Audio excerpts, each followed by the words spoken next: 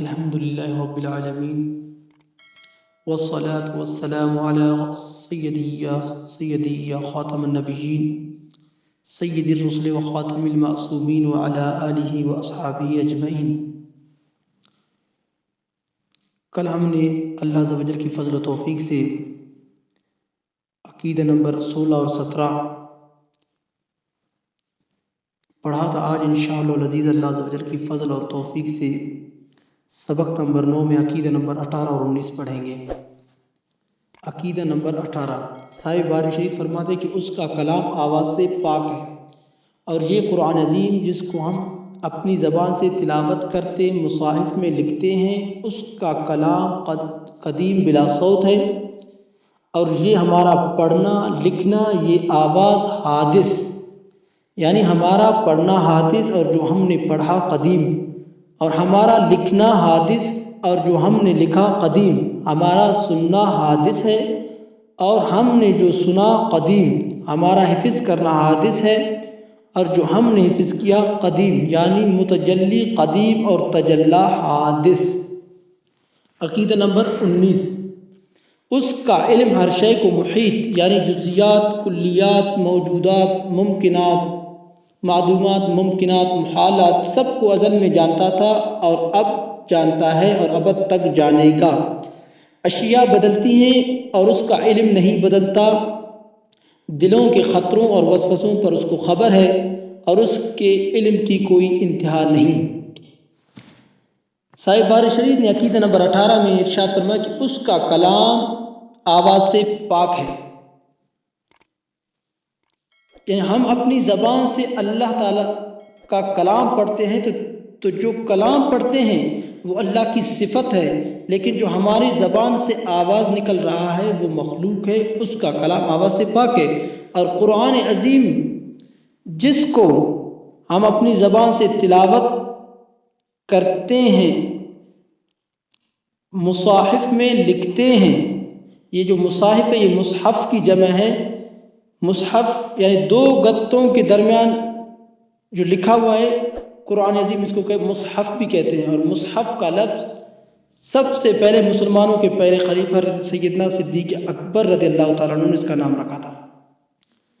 تو صاحب باری شریف فرماتے ہیں کہ مصاحف میں لکھتے ہیں اس کا کلام قدیم بلا صوت ہے، یعنی اس کا کلام آواز سے پاک ہے، اور یہ قرآن عظیم جس کو ہم اپنی آواز سے تلاوت کرتے ہیں مصاحف میں لکھتے ہیں، اسی کا کلام بلا صوت ہے۔ صوت کے معنی ہے آواز، یعنی اس کا کلام بلا صوت ہے، بغیر آواز کے۔ تو یہ ہمارا پڑھنا لکھنا حادث ہے، فنا ہو جائیں گی، یعنی ہمارا پڑھنا حادث اور جو ہم نے پڑھا قدیم۔ ہماری اپنی زبان سے پڑھنا، آواز کے ساتھ پڑھنا، یہ فنا ہے، حادث ہے، لیکن جس کو پڑھا وہ فنا نہیں۔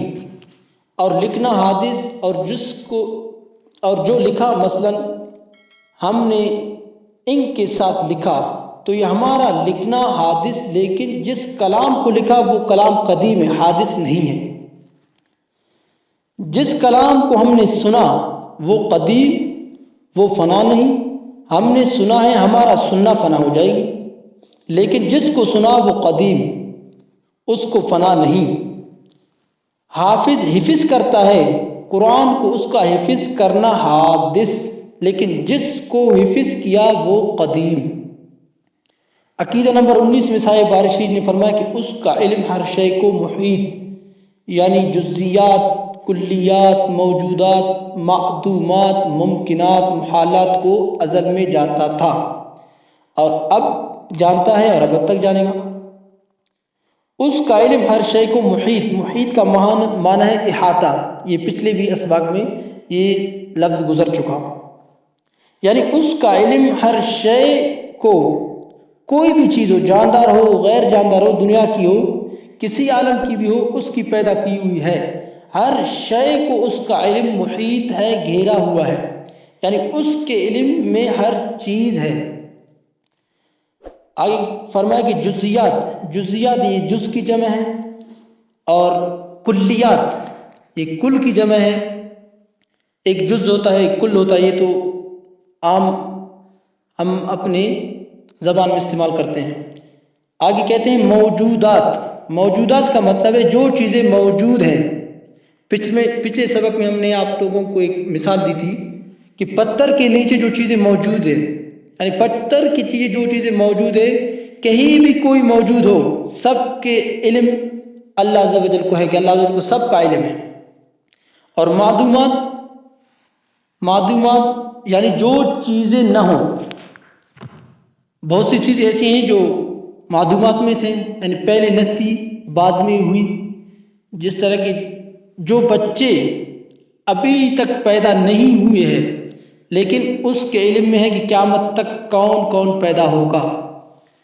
اور آگے فرماتے ممکنات، یعنی جو چیزیں ممکن ہیں وہ اس کے علم میں ہیں، سب کو ازل میں جانتا تھا، یعنی ہمیشہ سے جانتا ہے، اور اب جانتا ہے، ابھی جانتا تھا، جانتا ہے، اور ابد تک جانے گا، یعنی ہمیشہ جانے گا۔ آگے صاحب بارشید فرماتے کہ اشیاء بدلتی ہیں اور اس کا علم نہیں بدلتا۔ چیزیں تو بدل جاتی ہیں لیکن اللہ تبارک و تعالیٰ کا علم نہیں بدلتا۔ اور آگے علامہ صدر الشریعہ نے فرمایا کہ دل کے خطروں اور وسوسوں پر اس کو خبر ہے، یعنی ہمارے دل میں کوئی خطرہ پیدا ہوتا ہے، مثلا اگر کوئی وحشی جانور اس کے سامنے ہم جائیں گے تو ہماری ہلاکت کا باعث بن جائے گا۔